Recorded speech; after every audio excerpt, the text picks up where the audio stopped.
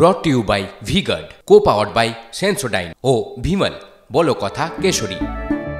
Associate sponsor UltraTech cement. চোখ রাখা যাক আরামবাগের দিকে।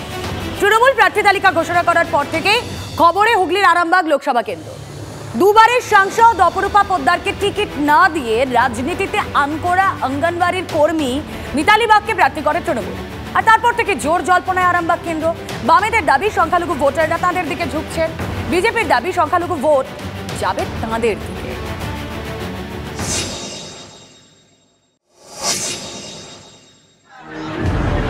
বিশে ভোট আরামবাগ লোকসভা কেন্দ্রে। দিন যতই এগিয়ে আসছে ততই বাড়ছে প্রচারের ঝাঁজ।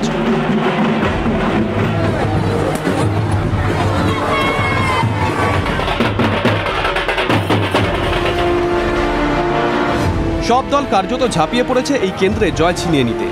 এই কেন্দ্রে যে হাড্ডাহাড্ডি লড়াই হবে তা কি আর বলার অপেক্ষা রাখে?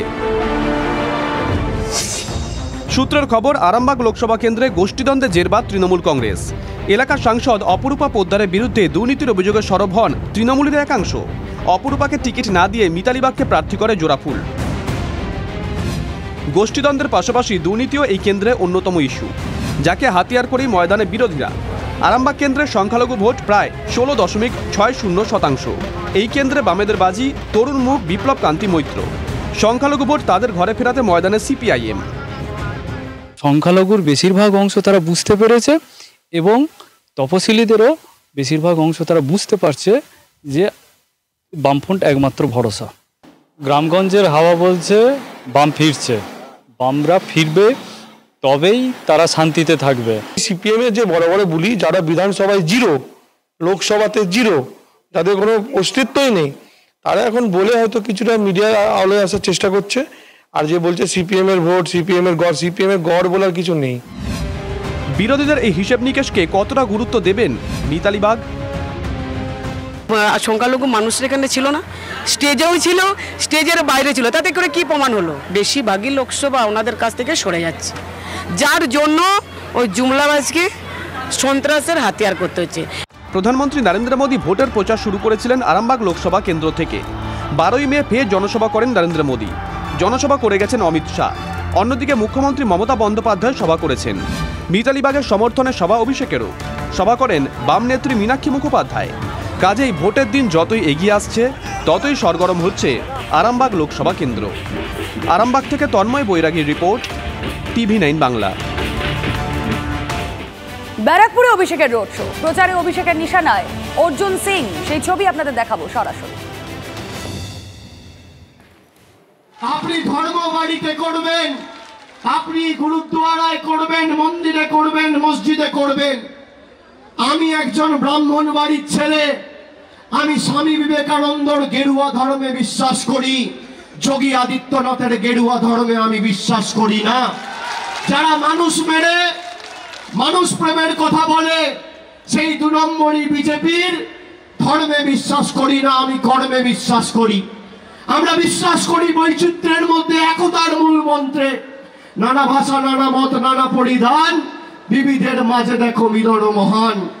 একদিকে আমরা বলছি সমাজকে এক করে, মানুষকে ঐক্যবদ্ধ করে সমাজকে আরো শক্তিশালী করব। আর একদিকে বিজেপি বলছে ডিভাইড অ্যান্ড রুল।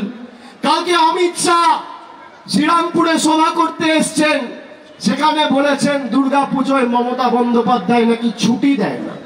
5 বছর আগে এসে বলতো বাংলায় দুর্গাপুজো হয় না, আর এখন এসে বলছে দুর্গাপুজোয় ছুটি দেয় না। গত বছর 2023 সালে সপ্তমী ছিল 20 তারিখ, আর আমাদের সরকার ছুটি দিয়েছিল 18 তারিখ থেকে 27 তারিখ, 10 দিন।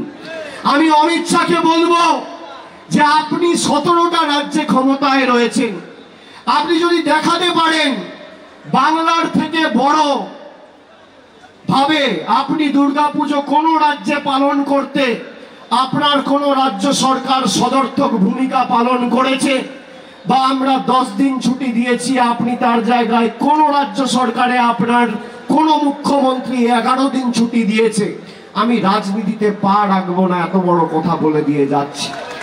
আপনারা এই অমিত শাহের দল যখন মমতা ব্যানার্জি আমাদের সরকার দুর্গাপুজোর প্রসার ঘটানোর জন্য ক্লাব কমিটিগুলোকে 50,000 টাকা দিয়ে সাহায্য করে, তখন সিপিএম এর সাথে হাত মিলিয়ে কলকাতা হাইকোর্টে গিয়ে পিল করে, মামলা করে, সেই টাকা আটকানোর চেষ্টা করে।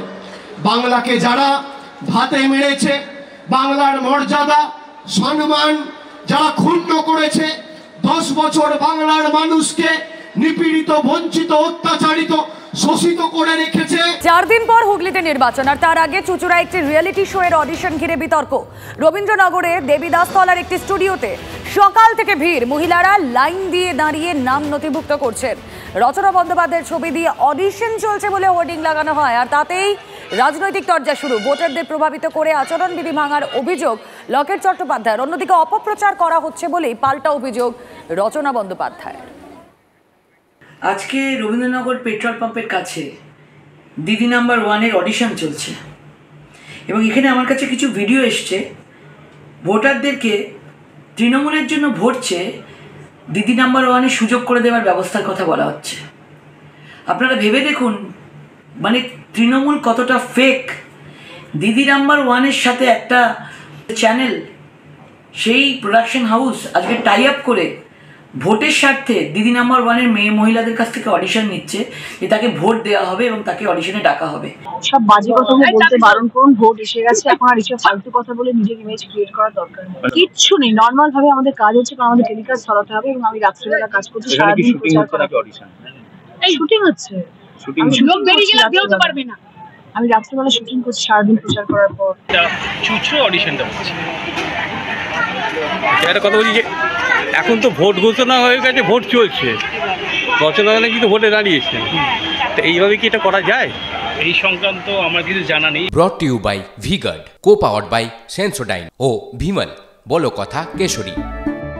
Associate sponsor UltraTech cement.